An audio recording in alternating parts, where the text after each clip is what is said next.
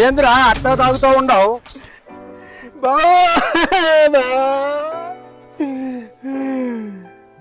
ఏమైందిరా బావా? అరే చెప్పిసావురా ఏమైంది? నేను చచ్చిపోయినట్టు బావా.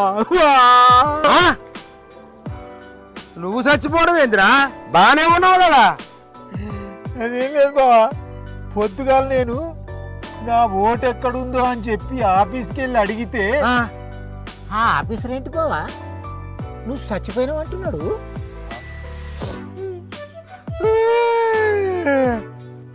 వారిని అదేరా లిస్టులో నీ పేరు లేదేమో లేరా.